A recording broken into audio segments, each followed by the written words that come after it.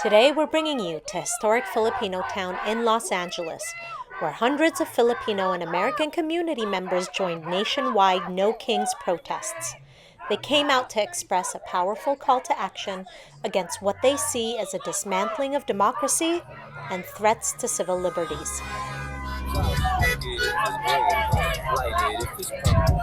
So today is a day for action.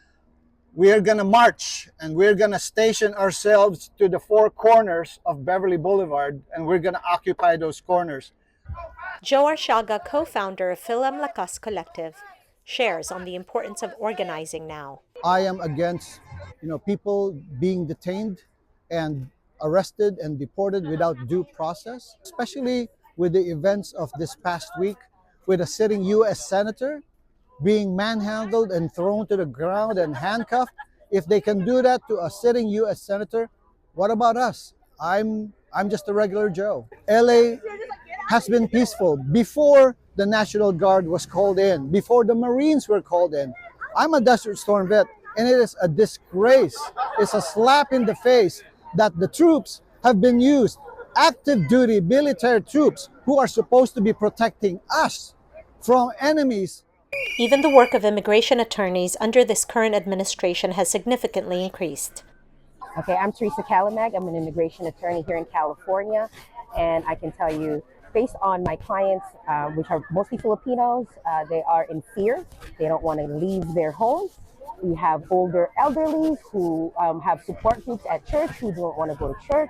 They're so afraid. I mean, it's just fear everywhere. Monsignor Loretta Gonzalez of the Archdiocese of Los Angeles shares his sentiments on misinformation. I will not condemn anybody, and I will not try to find out who voted or who did not vote for Trump. It doesn't really matter.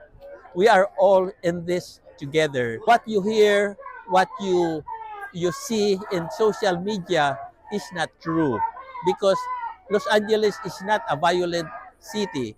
It is a loving, hospitable city, and therefore there is disinformation in our society. Hi-Fi Coalition Chair Marus Malao recognizes our shared fight for dignity and safety with other communities. Share a lot of sentiments with our Latino and Mexican and Chicano brothers and sisters in that in our day-to-day lives, because so many of us are also immigrants, we share the fear of being a part of these ICE raids, of being ripped away from our families, possible deportations, abuse from these institutions.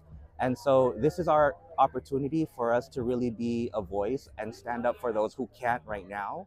Carol Oetta Kimbra, retired educator and longtime activist, draws historical parallels. To see that that's being done to us, of course we will resist in the same way that we resisted the Marcos military dictatorship. So Filipinos, it resonates with us because we went through this kind of fascism once before. So that's why I think Filipinos everywhere who still remember the Marcos years should look at this as the people of Los Angeles being inspired by people power of the Filipinos once upon a time in 1986. We're at the No Kings rally, and I'm giving this to you because we're bringing in the element of the people power, the peaceful people power revolution that brought down the Marcos dictatorship. So we say never again. Musician Zosimo Cubilan shares the role of artists during times of political upheaval.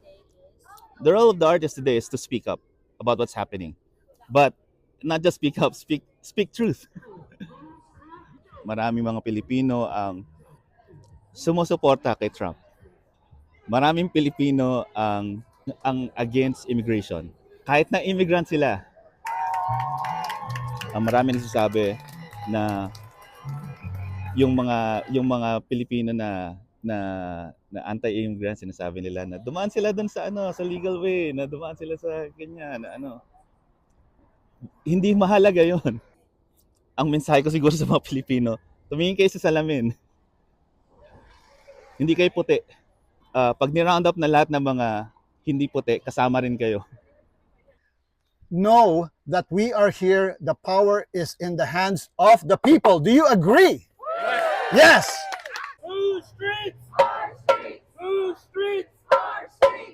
Filipino-Americans here in historic Filipinotown continue to exercise their right to peacefully protest, joining millions across the nation for the No Kings rally. Giselle Töngi Walters reporting for Rappler, Los Angeles.